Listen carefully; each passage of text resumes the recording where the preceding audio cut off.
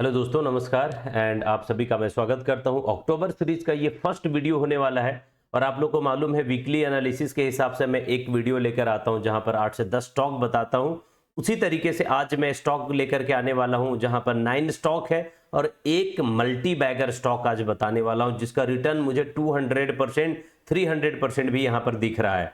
साथ ही साथ गाइज मैं आपको बता दूं कि 9 जो एफएनओ स्टॉक्स है उसमें कुछ स्टॉक ऑल टाइम हाई को ब्रेकआउट देता दिख रहा है, कुछ पुल बैक पे दिख रहा है, कुछ प्योर डिमांड जोन पे दिख रहा है। ये सारा कुछ यहाँ पर प्योर टेक्निकल एनालिसिस के माध्यम से समझने वाले हैं।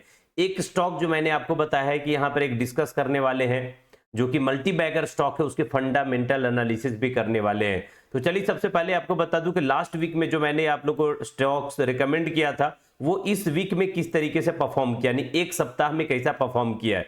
यूफ्लेक्स बताया था गाइस लगभग 10% का मोमेंटम दिया है। इंडस टावर लगभग 8% आपको दिख रहा है। गुजरात अल्कली लगभग 7%, ग्रैनुअल लगभग 6% है, पॉलीप्लेक्स लगभग 5% है, टैनला प्लेटफॉर्म 4% का दिया है ट्रेड यहाँ पर।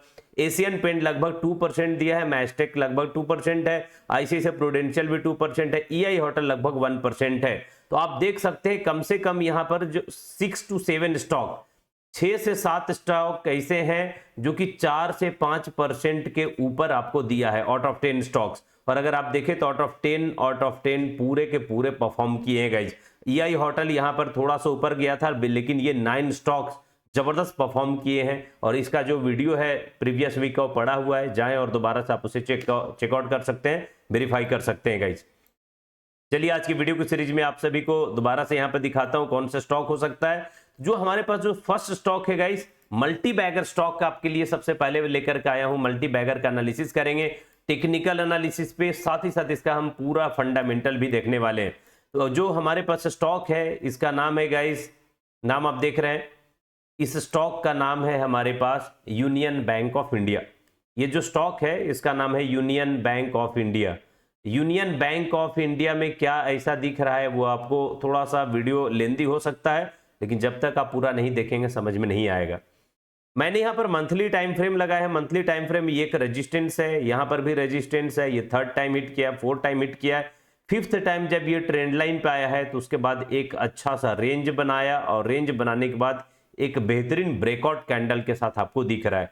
वॉल्यूम को अगर आप देखोगे तो क्या जबरदस्त यहाँ पर वॉल्यूम आपको बनता दिख रहा है, वॉल्यूम में कोई दिक्कत नहीं है। आरएसआई को अगर आप देखोगे तो लगभग 70 प्लस में है, यानी मोमेंटम बहुत अच्छा है। सबसे पहली बात यहाँ पर आपको क्या दिख रहा है, ट्रेंड लाइन का ब्रेकआउट आपको दिख रहा है गाइस।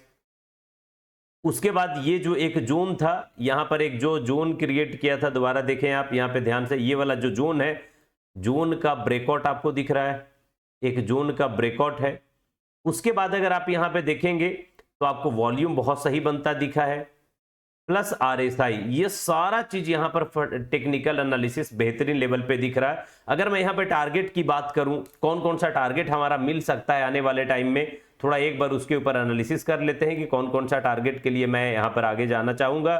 फर्स्ट टारगेट जो होगा गाइस, कम से कम 190, 106 पे ट्रेड कर रहा है, 190 का टारगेट हो सकता है, 250 का टारगेट हो सकता है, 280 का टारगेट और लास्ट टारगेट 348, यानी 100 से लगभग 400 के आसपास का टारगेट एक्सपेक्ट करते हैं। मिनिमम अगर 190 भी आता है गाइस तो ये जो रिटर्न है लगभग डबल होता दिखा। यहां से ऊपर जाए तो ऑलमोस्ट ये 2.5 गुना है, यहां पर आए तो भी लगभग 3 गुना बनता दिखा, ये लेवल पे 4 टाइम्स होगा। तो ये पूरा ट्रेंड का रिवर्सल मंथली टाइम फ्रेम में मल्टी बैगर के लिए यूनियन बैंक ऑफ इंडिया बड़ा जबरदस्त दिख रहा है। क्यों ऐसा बोल रहा हूं, उसकी थोड़ा सा फंडामेंटल एनालिसिस करते हैं। फंडामेंटल एनालिसिस मैंने screener.com यहाँ पर ओपन किया है। अगर आप यहाँ पे देखते हो तो एफआईआई, ये जो एफआईआई है, एफआईआई की होल्डिंग में अगर आप देखोगे तो ड्रेस्टिक चेंज आया है गाइस। अगस्त 2023 में जहां जून में इसने 1.46 का परसेंट का होल्डिंग था, यहां पर आप देखोगे तो एफआईआई ने 3.2% का होल्डिंग बढ़ाता दिखा है। डीआईआई को अगर आप देखें तो पहले 7.8% था जून में, अभी लगभग 13% है। तो कहीं ना कहीं अगस्त में ये जो होल्डिंग है गाइस, ये शो कर रहा है कि कहीं ना कहीं बिग प्लेयर्स इसमें एंट्री मार रहे हैं। अगर आप प्रॉफिट एंड लॉस का यहां पर इसका देखते हैं, प्रॉफिट एंड लॉस का अगर मैं स्टेटमेंट देखूं यहां पर, तो प्रॉफिट जबरदस्त इसने करता हुआ दिखा। नेट प्रॉफिट आप देखें तो लगभग 10,200 बनाया है। पिछले जो है क्वार्टर में इसने 8,500 करोड़ का बनाया था।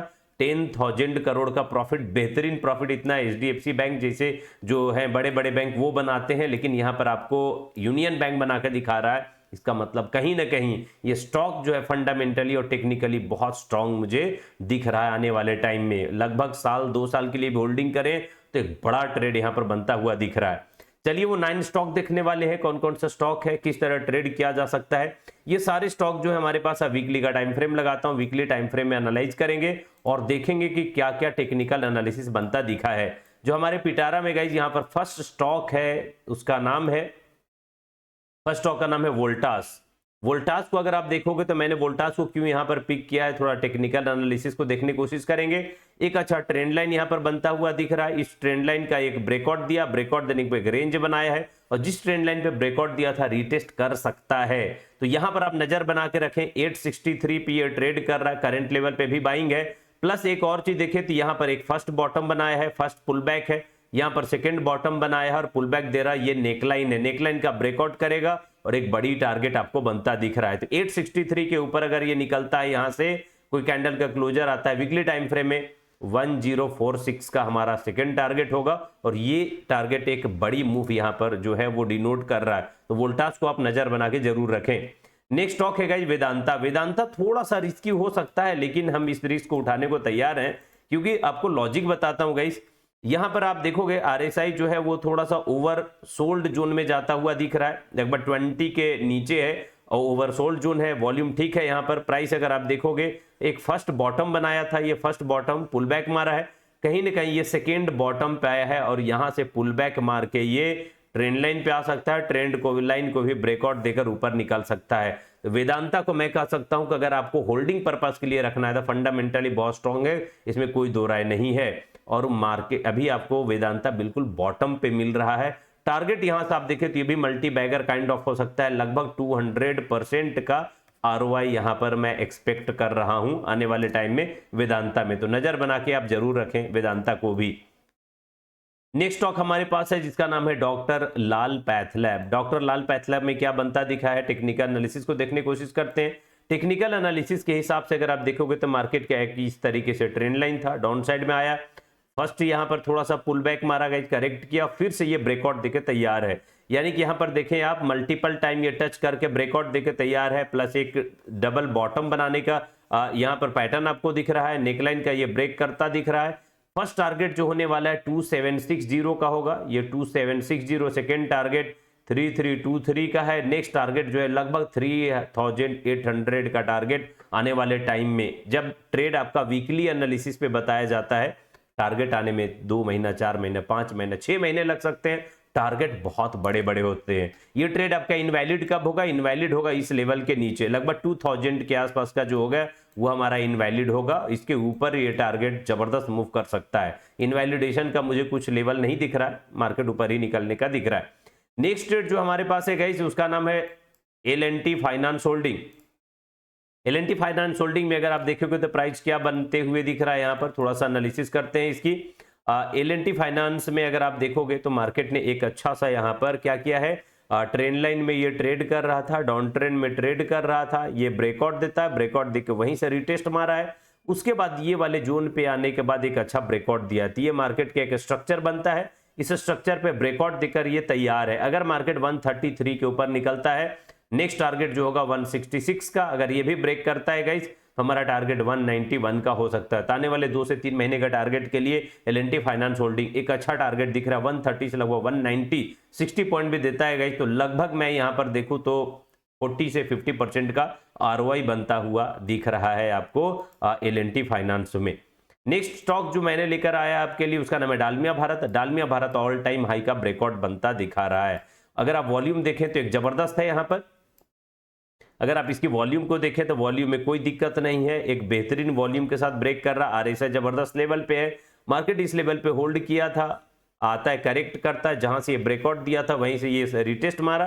रिटेस्ट मारने के बाद गाइज यहां देखोगे तो एक ब्रेकआउट देकर तैयार है। पहले ये लेवल पे ब्रेकआउट देता है, रिटेस्ट किया, फिर से रिटेस्ट करके भी तैयार है। ये जो जोन है ना, इतना हाइट, यही हाइट को मैंने यहाँ पर पकड़ा है। तो टारगेट जो बनता दिखा है 2400 पे अभी ट्रेड कर रहा है, लगभग मेरा टारगेट 3200 का हो सकता है, यानी 800, लगभग आप कहें तो 30% का आरओआई मैं यहां पर देख रहा हूं आने वाले टाइम में। डालमिया भारत में ऑल टाइम हाई का ब्रेकआउट देता है, रिटेस्ट देता हुआ दिखा है, इसमें नजर बना के रखें। वॉल्यूम आरएसआई बहुत अच्छी जगह पे है। Coromandel enterprises international, Coromandel international को अगर आप देखें, नेक्स्ट ट्रेड है, यहाँ पर वॉल्यूम अच्छा है, आरएसआई में कोई दिक्कत नहीं है, इस लेवल पे ऑल टाइम हाई को ब्रेकआउट दिया, रिटेस्ट देकर तैयार है। ये जो हाइट है ना गाइज, यही हाइट को अगर आप उठा के यहाँ पे रख लेते हो, लगभग ये टारगेट 1300-1400 का टारगेट आने वाले टाइम में आपको बनता हुआ दिख रहा है कोरोमंडल इंटरनेशनल में। इस पे भी आप नजर बनाकर रखें। ये सारे स्टॉक एफएनओ सेक्टर के हैं। नेक्स्ट स्टॉक मैंने जो लेकर आया आपके लिए, उसका नाम है गेल इंडिया लिमिटेड। गेल इंडिया में क्या दिखा है, वॉल्यूम ठीक है, आरएसआई अच्छा है, इस लेवल पे मल्टीपल टाइम ये होल्ड करता है, इस लेवल को ब्रेकआउट देता है, एक रेंज बना के ब्रेक करके रिटेस्ट करके तैयार है। आने वाले टाइम में मैं जो है ये जो हाइट है गाइस, यही हाइट को यहाँ पर लेके चलता हूँ, एक अच्छा हाइट पर लगभग 150 प्लस का टारगेट आपको आने वाले टाइम में गेल में अगर आप इन्वेस्ट करते हैं तो बनता हुआ दिख रहा है। नेक्स्ट स्टॉक जो है हमारे पास, उसका नाम है भारत इलेक्ट्रॉनिक्स। भारत इलेक्ट्रॉनिक्स में अगर आप देखें, बीईएल में एक अच्छा वॉल्यूम के साथ ऊपर गया था, आरएसआई थोड़ा सा उस लेवल पे सस्टेन कर रहा है, यहां से मार्केट ब्रेकआउट देने के बाद रिटेस्ट करता दिखा है, तो ये लेवल के नीचे अगर आता है तभी जाके इनवैलिड होगा, अदरवाइज मार्केट यहां से और कंटिन्यू कर सकता है आने वाले टाइम में, तो इस पे भी आपको नजर बना करके रखना है। नेक्स्ट स्टॉक जो मैंने आपके लिए लिया है उसका नाम है इप्का लैब। इप्का लैब में लगातार आपको बताता रहता हूं, जैसे इंडस टावर बताया था, बड़ा मूव दिया, इप्का लैब को नजर बना के रखें। ये लेवल पे रेजिस्टेंस है, यहाँ पर रेजिस्टेंस हिट किया गया, मल्टीपल रेजिस्टेंस हिट करने के बाद ब्रेकआउट देता है, और यहाँ पर एक फ्लैग एंड पोल पैटर्न बना रहा है, मार्केट ऊपर गया, इस तरीके से बुलिश रेक्टेंगल या फ्लैग एंड पोल बना रहा है, एक ब्रेकआउट देगा, market will boom from here. तो आप इप्का लैब को होल्डिंग पर्पज से देखें तो बहुत अच्छा टारगेट है। एटलीस्ट मैं इसकी टारगेट जो है गाइस लगभग 1250-1300 का टारगेट दिख रहा हूँ, 900 पे ट्रेड कर रहा है, तो गाइस इसमें भी लगभग 50%-40% का आरओआई में आने वाले टाइम में इन्वेस्टिंग के पर्पज पे वेट कर रहा हूँ, दिख रहा है। लगभग 6 महीने 1 साल में भी अगर 30-40% देता है तो that's a very good trade मैं यहाँ पर कह सकता हूँ गाइस।